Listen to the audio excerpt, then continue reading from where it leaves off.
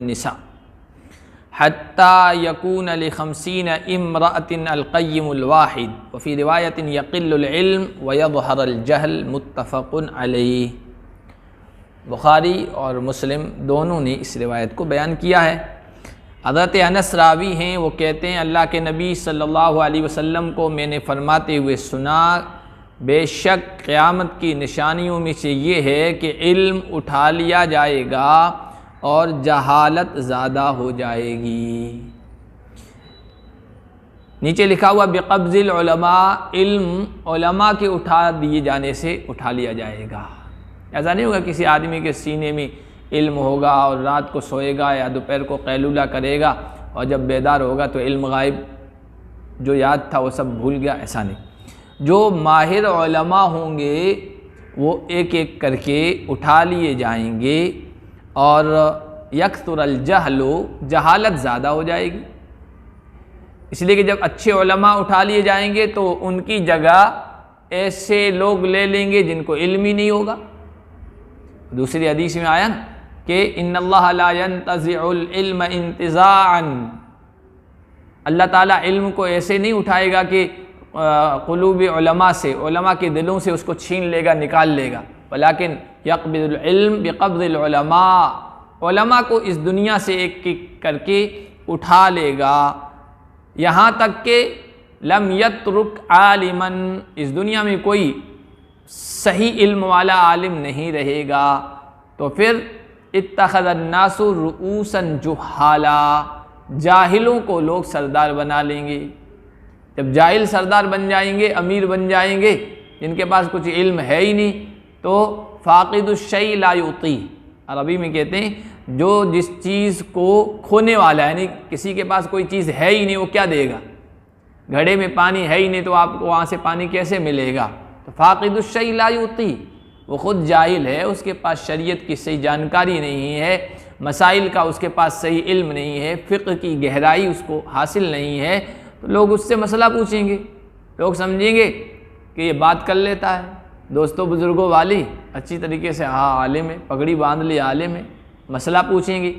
फ़सुइलू फ़अफ़्तौ फ़ज़ल्लू व अज़ल्लू, ऐसे जाहिलों को बड़ा मान लिया जाएगा, उनसे मसले पूछे जाएंगे, वो फिर फतवे देंगे और फतवे गलत देंगे, ख़ुद भी गुमराह होंगे और लोगों को भी गुमराह करेंगे। और इल्म के कम होने की आप कोई शक्ल देखें तो इस वक्त आप देख लें, मुसलमान नाम के अफराद कितने हैं जिनको नमाज के फ़राइज़ याद होंगे, वज़ू के फ़राइज़ याद होंगे। किसी से भी आप पूछ लें, आम आप एक इंटरव्यू लें, पब्लिक इंटरव्यू कर लें, है ना, मोबाइल लेके पकड़ के माइक लेके जावें, भाई नमाज के कितने फ़राइज़ हैं, आपको पता चल जाएगा। अभी एक यूट्यूबर है, उसने इस तरह के एक पब्लिक मौलाना है, वो उसने किया इंटरव्यू, क्या हुज़ूर के अब्बा का क्या नाम था, सब सर खुजा रहे, हुज़ूर की अम्मा का क्या नाम था, सर खुजा रहे, एक कहता फ़ातिमा, है ना। ये हाल है इल्म का, इतनी भी जानकारी नहीं है। और बेशुमार लोग आपको ऐसे मिल जाएंगे, हुज़ूर का भी नाम नहीं होगा, नबी का नाम क्या है वो भी उनको पता नहीं होगा, ऐसे बहुत सारे नमूने मिल जाएंगे आपको।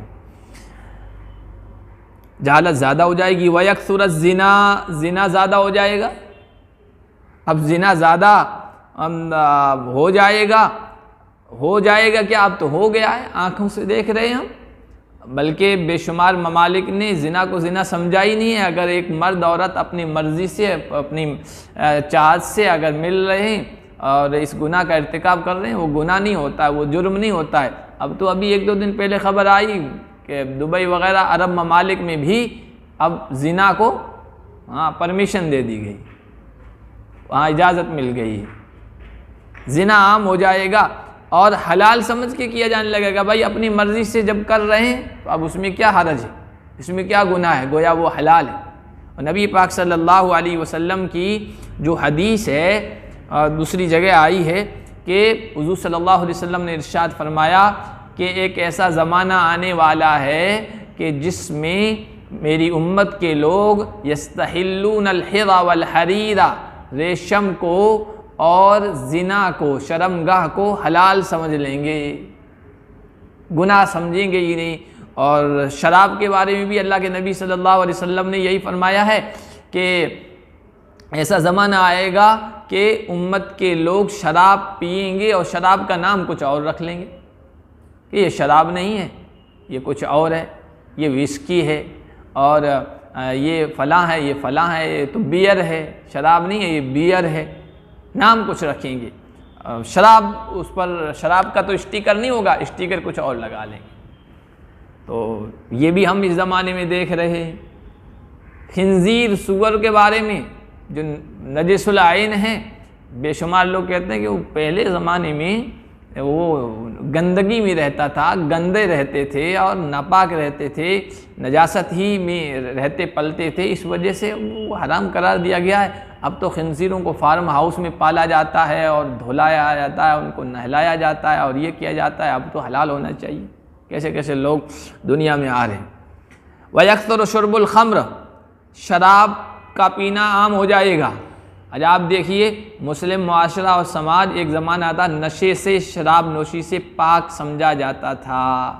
आज सबसे ज़्यादा शराब नोशी मुस्लिम नौजवानों में आम होती चली जा रही है और उसको बुरा भी नहीं समझा जाता है। पहले 4-5 गांव में कोई एक शराबी होता था, लोग कहते अरे वो शराब पीता है, और बहुत बुरा समझा जाता था उसको, ज़िना और बदकारी के बराबर, बल्कि उससे भी ज़्यादा घिनौना उस चीज़ को समझा जाता था। आज हर गांव में आपको कितने मुस्लिम नौजवान मिल जाएंगे और कुछ नहीं, उनके साथ उठना है, बैठना है, मुआशरत है, साथ में खाना पीना है, और बुरा भी नहीं समझा जाता है। शराब ज़्यादा हो जाएगी। शराब का पीना ही बुरा नहीं है, बल्कि शराब का किसी भी तरीके से इस्तेमाल दुरुस्त नहीं है। आप देखिए, सरपंचों के सरपंच साहब, सरपंच के मौके पर कितने सारे सरपंच हिंदुओं के वोट हासिल करने के लिए बोतल की बोतल लगा देते हैं। सिर्फ पीना ही नहीं है हराम है, बल्कि किसी भी तरीके से उसका इस्तेमाल दुरुस्त नहीं है। एक हदीस में मौजूद है, लानल्लाहुल खमरा व शारिबहा व साक़ियहा व आसिरहा व मुअतसिरहा व हामिलहा वल महमूलता इलैहि। लानत है अल्लाह की शराब पर, शराब के पीने वाले पर भी, पिलाने वाले पर भी, निचोड़ने वाले पर भी, जिसके लिए निचोड़ी जा रही है उस पर भी, उठाने वाले पर, लेकर जाने वाले पर भी, और जिसके लिए ले जाई जा रही है उस पर भी। इसलिए कि इतनी सारी मजम्मत और बुराई इसलिए बयान हुई है कि शराब उम्मुल खबाइस, तमाम गुनाहों की जड़ है।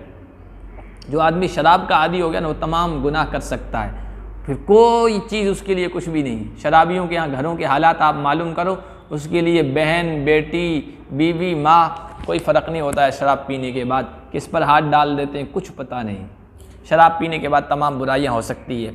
और गालिबन निसाई की रिवायत है, हुजूर ने फरमाया कि शराब से बचो, इसलिए कि ये उम्मुल खबाइस है, तमाम फसादात की और बुराइयों की ये जड़ है, माँ है, इससे बचो। फिर हुजूर ने कहा, इन्नहु कान मिम्मन खला क़ब्लकुम, तुमसे पहले जो कौमी गुजरी है उनमें एक आदमी था, वो बड़ा इबादत गुजार था, बहुत इबादत गुजार था। उस इबादत गुजार के पास एक फ़ाहिशा, एक बदकारा औरत ने अपनी बांदी को भेजा और ये कहलाकर भेजा कि तुम्हें फ़लाँ जगह बुलाया जा रहा है और एक मामले में गवाही देनी है, आपकी गवाही की ज़रूरत है, इसलिए आप तशरीफ़ ले आए। उसने बांदी को कह रखा था, जैसे वो घर में आते चले पीछे से दरवाजे के वार सब बंद कर देना। वो बेचारे नेक आदमी, सूफी आदमी, इबादत गुजार चले गए गवाही देने के लिए कि मेरी ज़रूरत अगर है और किसी को ताउन की ज़रूरत है, मैं मदद कर दूँ। वहाँ घर में उनके साथ ये मामला किया, किवाड़ बंद कर दिए कि जब वहाँ पहुँचे तो उस औरत ने कहा कि हमने आपको गवाही ववाही के लिए नहीं बुलाया है, हमने आपको इसलिए बुलाया है कि आप हमारे साथ बदकारी करें। उस औरत के पास एक छोटा बच्चा भी था, गुलाम का लफ्ज़ आया, लड़का था, बच्चा था, शराब का मटका रखा हुआ था। कहा कि भाई ये तो मैं नहीं कर सकता। कहा कि ये तो करना पड़ेगा, तीनों में से एक काम करना पड़ेगा, या तो शराब पियो, या मेरे साथ बदकारी करो, या फिर इस बच्चे को मार डालो। तो उस अल्लाह वाले ने सोचा यार ज़िना की भी अच्छी चीज़ नहीं है, लड़के को मारना, नाहक किसी जान को ख़त्म करना है, शराब पी लेता हूँ, अब मजबूर हूँ या शराब पी लेता हूँ। अब उसने शराब का गिलास, एक कासम मिनल खम्र आतिनी, मुझे एक शराब का जाम दे दो, मैं पी लेता हूँ, तीनों में से एक ऑप्शन में इख्तियार कर लेता हूँ। अब उसने शराब पी तो नशा चढ़ गया, फिर दो, दूसरा तीसरा चढ़ाया, नशा ज़्यादा चढ़ गया, ज़्यादा नशा चढ़ गया तो औरत के साथ बदकारी भी कर ली। बदकारी कर ली, बदकारी करने के बाद दिमाग में आने लगे ख्यालात, यार पता चल जाएगा ये बच्चा भी है या लड़का था, ये कहीं राज और लीक न कर दे, फाश न कर दे, बच्चे को भी मार डाले। शराब की वजह से सारे गुनाह हो गए, इसलिए उसको उम्मुल खबाइस कहा गया। तो अब ये आम हो जाएगा, शराबुल खम्र आम हो जाएगा। वयक़िल्लुर रिजाल वयकसुरुन निसा, मर्द कम हो जाएंगे, औरतें ज़्यादा हो जाएगी। मर्द कम हो जाएंगे, औरतें ज़्यादा हो जाएगी। कैसे हो जाएगी? लड़कियों के पैदा होने का रेशो बढ़ जाएगा, उनका फिगर बढ़ जाएगा। लड़कियां ज़्यादा पैदा होगी, लड़के कम पैदा होंगे, ये भी हो सकता है। और ये भी हो सकता है कि जिहाद होंगे, लड़ाइयाँ होंगी, लड़ाइयों में, जिहाद में, जंगों में मर्द ज़्यादा काम आते हैं, वो कत्ल किए जाते हैं, औरतें रह जाती है। तो औरतें ज़्यादा होगी, यहाँ तक कि 50-50 औरतों पर एक निगरां होगा।